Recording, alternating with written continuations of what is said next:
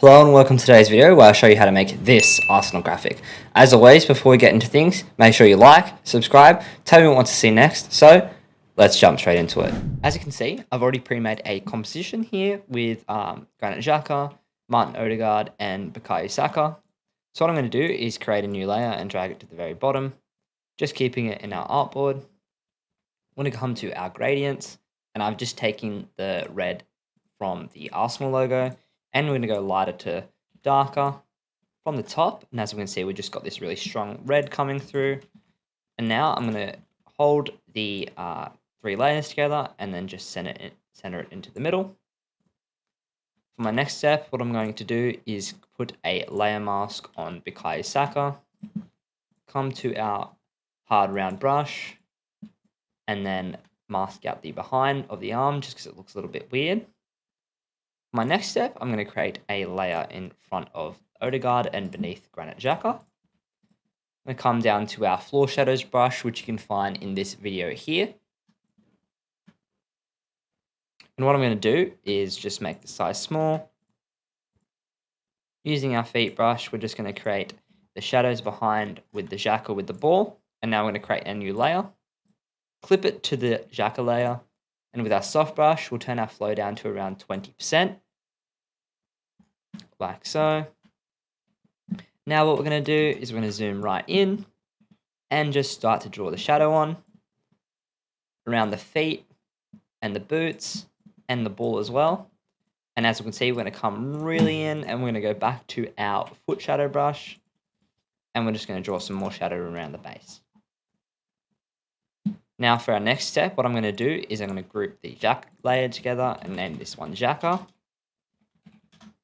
Group Odegaard's together and just name his Martin.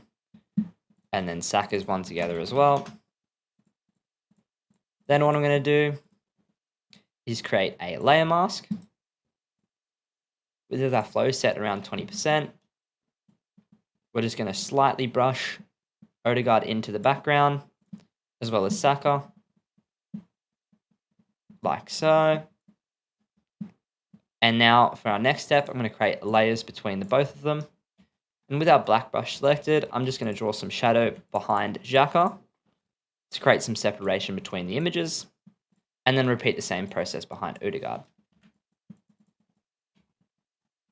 Now what I'm going to do is come into this Odegaard image here, come to camera raw filter, and I'm going to apply my camera raw filter and then just do some touch-ups around the reds. Turn the clarity and texture up to around 80 for the texture and around 30 for the clarity. A little bit increase on the contrast and 0.25 increase for the exposure.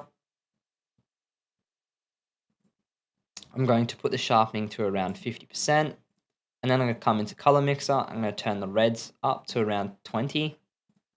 And as we can see, it just bounces between the colors of the red shirts here. And then I'm going to come to color lookup with our adjustment layers, clip it, and turn it to a 3-strip. And what I'm going to do is I'm going to copy those exact camera raw filters, put them on Xhaka, put a color lookup layer again, and go with our 3-strip. And then I'll repeat that exact same process for Bukayo Saka as well. Like so. 3-strip. And we might just duplicate it just because we want the colors to be looking the same across the graphic. Now what I'm going to do is I'm going to come back into each individual layer, and we'll come to our saturation layer, and we'll turn the greens all the way down for hue and saturation, and we'll repeat that same process across the 3 images. Greens down, aquas down for the hue, greens, aquas, and blues down, just because we want to get rid of that toning. Greens, blues, and aquas. We'll repeat that same process. Once this one opens, greens, aquas, and blues. Greens, aquas, blues, all the way down. And we can just see the difference that makes. Just gets rid of that really weird tone and tinging across the images. For my next step, I'm going to drag and drop this red background in. But as we can see, it's a little too off-white red for my liking. So I'm going to come into the original layer.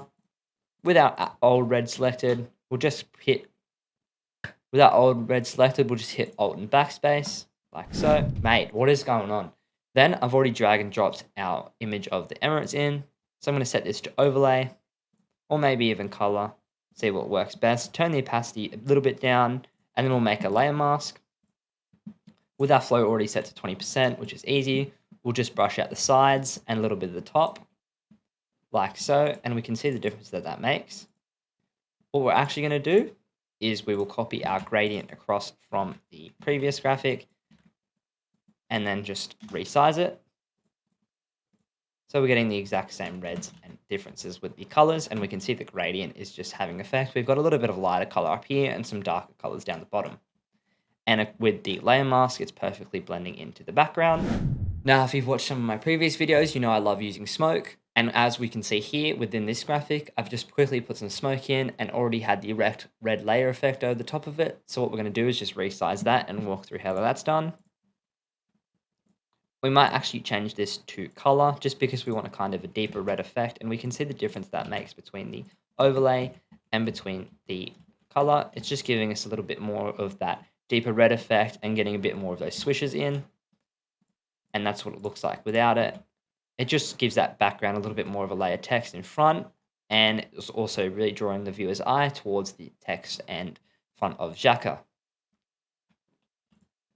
Now what I'm going to do with the Saka group selected is just increase his sizing.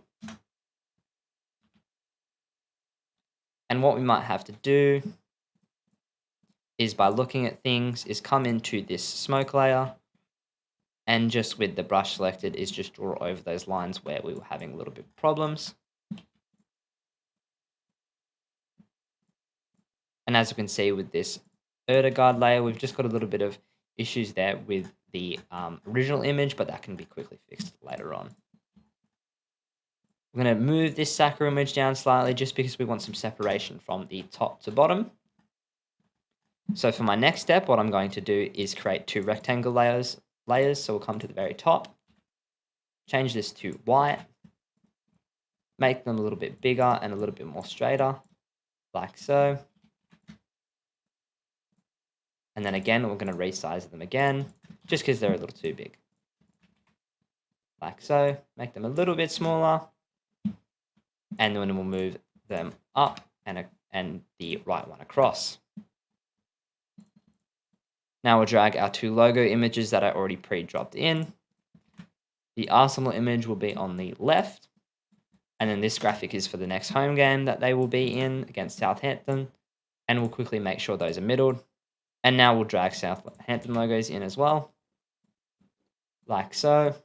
We'll size it so it looks correct, and make sure that's middled too. With the second rectangle layer selected, we'll put that on a grayscale, and we're going to go for off matte black, like so. We actually might go with the Arsenal off matte black and the Southampton logo with the white. What we'll do is we'll get the Premier League logo now.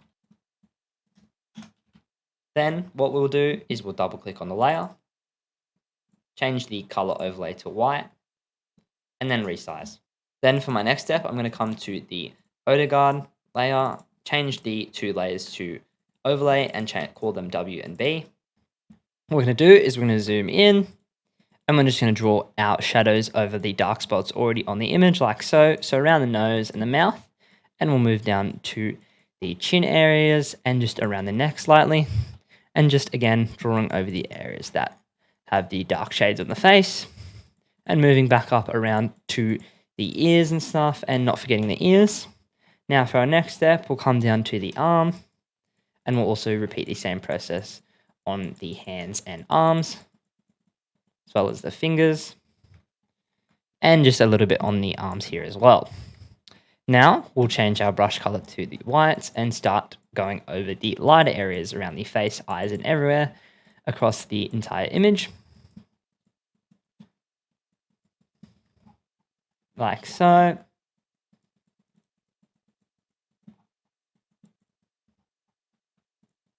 Like this.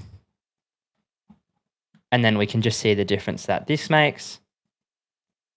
And we might go a little bit more with the shadows around the face, and a little bit more light as well.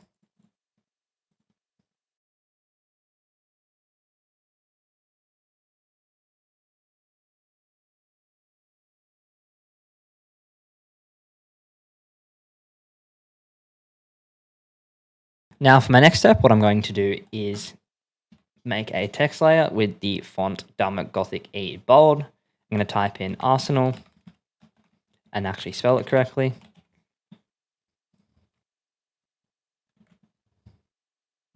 Move it down like so. And what I'm going to do is type in a new layer. So we're going to press enter beneath and type in Southampton. Like so. We'll make this a little smaller, and we're actually going to change this from bold to extra bold. Change the skew, and just because this is a little bit too bold, I'm going to change this back to our bold. Increase the sizing, but what we don't want is it for it to be over the layers here and over the composition. So what I'm going to do is I'm going to click on the outer guard, and with our soft brush selected, we're going to turn our opacity back up and our flow back down, and we'll just slightly fade this into the backing image, and then we'll double click on this layer and put our outer glow on, make it a little bit stronger, and with the same font selected, we will type in the Emirates Stadium.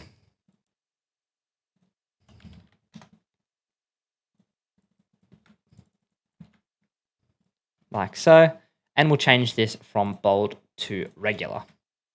We'll make that a lot smaller and skew it. And I'm not going to put any kickoff times in just because we don't really need to do that. But what I'm going to do is I'm going to come back into here and just decrease the sizing of this to around 13. And now move this up. And just change the skew on it slightly. Like so. Now for my next step, I'm going to press Control Shift Alt and E. But what I'm going to do is I'm going to hide all these above layers. Press Control Shift Alt and E. Convert it to a smart object, then come to Camera Raw Filter. Turn our clarity to around 35 and our textures to around 10. Increase the contrast to around 10 and put a plus 15 exposure burst on it. Then we'll chuck our grain around 15 and the vignette slightly up. We'll come to our sharpening and put that around 29. Then all the layers we've hid, we'll turn those back on. Come to our color lookup layer and let's see if any of these work.